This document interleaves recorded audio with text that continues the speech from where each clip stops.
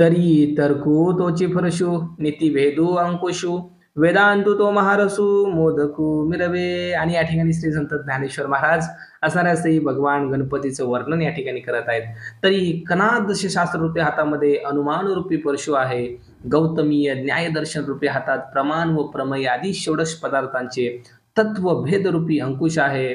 व्यासकृत वेदांत सूत्ररूपी हातात ब्रह्मरसाने भरलेला ब्रह्मज्ञान रूपी मोदक गणपती बाप्पाच्या हातात शोभत आहे. एके हाती दंतू जो स्वभावता खंडितू तो बौद्धम संकेतू वार्तिकांचा. बौद्ध मताचे निदर्शन करणाऱ्या बौद्ध वार्तिकांनी प्रतिपादलेले बौद्धमत हाच कोणी स्वभावता खंडित झालेला दात तो पातंजल दर्शन रूपी एका हातात धरलेला आहे. मग सहजे सत्कार वादू तो पद्मकर वरदू धर्म प्रतिष्ठा तो सिद्धू अभय हस्तू. मग बौद्धांच्या शून्यवादाचे खंडन झाल्यावर सहजच येणारा निरीश्वर सांख्याचा सत्कार्यवाद हा त्या गणपतीचा वर देणारा कमलासारखा हात होय. देखा विवेक कंतू सविमळू तोची शुंडा दंडू सरळू जेथ परमानंदू केवळू महासुखाचा. पहा पहा पहा त्या गणपतीच्या ठिकाणी सोलीव ब्रह्मसुखाचा निरातिशय आनंद हीच सरळ अति निर्मळ व बरे वाईटाची निवड करण्यात समर्थ अशी लांब सोंड आहे.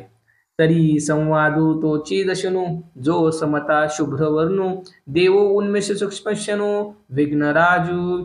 तर प्रश्नोत्तरोप चर्चा हात दात असून त्या चर्चेतील पक्षरहितपणा हा त्या दाताचा पांढरा रंग आहे.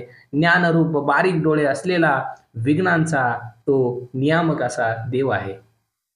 मज अवगमलिया दोन्ही मीमांसा श्रवणस्थानी बोधमदामृत मुनी अली सेविती. संत ज्ञानेश्वर महाराज म्हणत आहेत पूर्व मीमांसा व उत्तर मीमांसा ही शास्त्रे हीच त्या गणपतीच्या दोन्ही कानाच्या ठिकाणी मला वाटतात व बोध हेच मदरूपी अमृत असून मुनी हे ब्रह्म त्याचे सेवन करतात.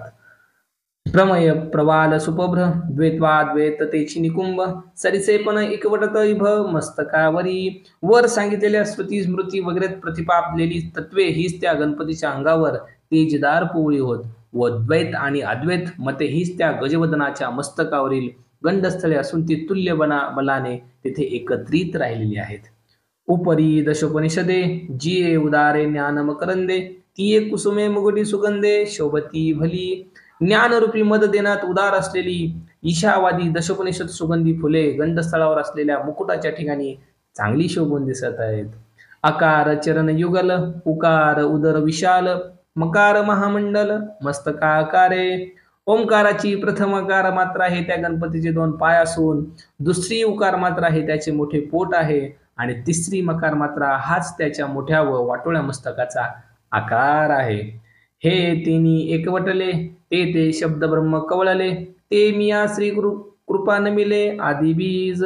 या तिन्ही मात्रा एकत्र झाल्या म्हणजे संपूर्ण वेद कवटाळला जातो. त्या मूळ बीजरूपी गणेशाला श्री गुरुकृपेमुळे मी नमस्कार करतो.